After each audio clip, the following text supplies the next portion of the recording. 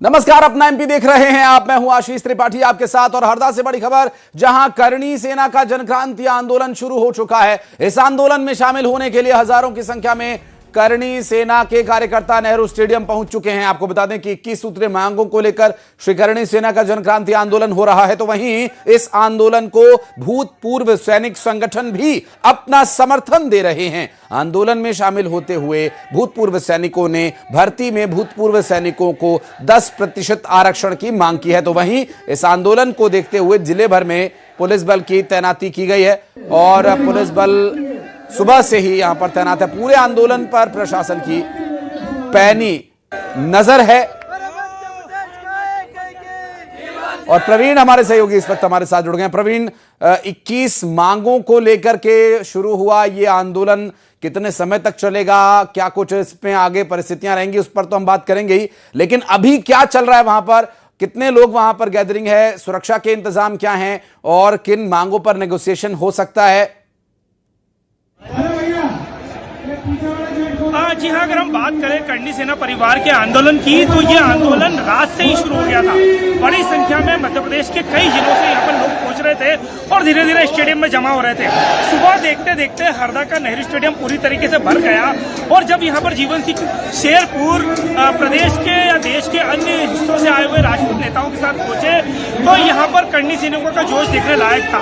मैं आपको दिखाता हूँ कि यहाँ पर किस कदर यहाँ पर करणी सैनिक मौजूद है। देखिए स्टेडियम का ये नजारा है। यहाँ पर चारों ओर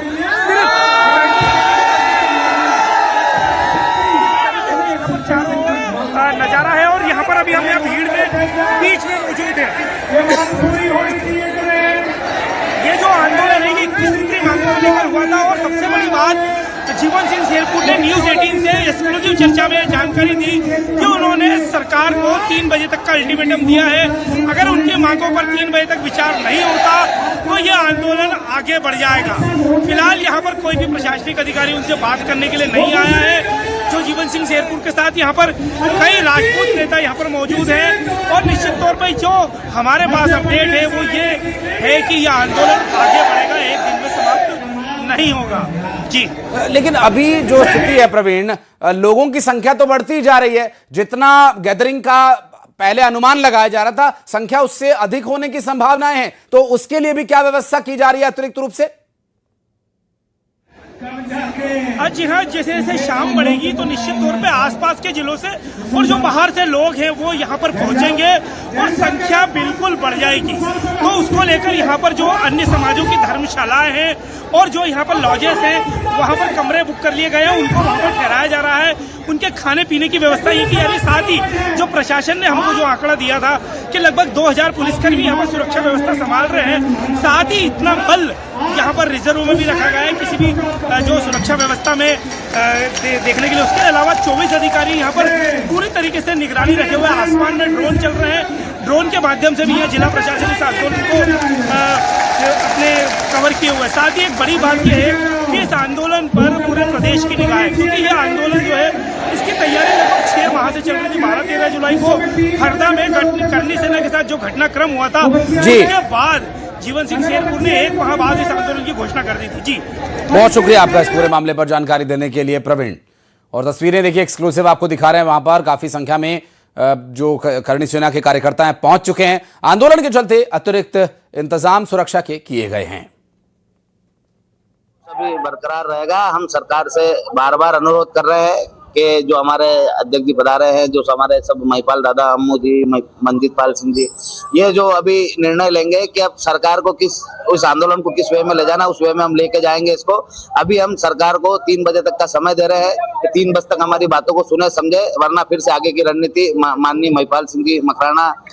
जनता के द्वारा चुनी हुई सरकार जनता के ऊपर लाठीचार्ज करे और निर्दोष जनता के ऊपर लाठीचार्ज करे, उसके विरोध में जन समूह जीवन सिंह शेरपुर के नेतृत्व में आज यहाँ इकट्ठा हुआ है। सरकार से मांग कुछ नहीं है। सरकार से ये कहा कि जो नालायक अधिकारी है जिन्होंने सरकार को आज कटघरे में खड़ा कर दिया, उनके खिलाफ कार्रवाई क्यों नहीं हुई, इसका जवाब। सरकार बड़ी चिंताजनक स्थिति है। यहाँ हरदा में हमने किन्हीं अधिकारियों पर विश्वास किया और विश्वासघात हमारे साथ हुआ। हमारी पीठ में छुरा घोंपा गया। हमारे युवाओं पे लाठीचार्ज हुआ। मुद्दा वो नहीं है, मुद्दा वो है कि हमारे समाज की महिलाओं को प्रताड़ित किया गया। एक छात्रावास में घुस के उस पर अंधाधुंध लाठियां बरसाई गई, उन अधिकारियों पे कार्रवाई नहीं होगी जब तक हम लोग की बाकायदा यहाँ पे विरोध में रहेंगे। और जीवन सिंह शेरपुर जब जहां कहीं भी बोलेंगे, पूरा समाज 3600 कौम उनके साथ है। मैं राजस्थान की धरती से हूं, 1000 किलोमीटर दूर से हूं। तो जो इस वक्त स्थिति है, उस स्थिति को देखते हुए कहा जा सकता है कि आप आगे आने वाले समय में जो परिस्थितियां बनेंगी उस पर लगातार सरकार या प्रशासनिक स्तर पर किसी को बातचीत करनी होगी। बढ़ते आगे, अगली खबर जबलपुर से। इस वक्त एक बड़ी खबर, जहां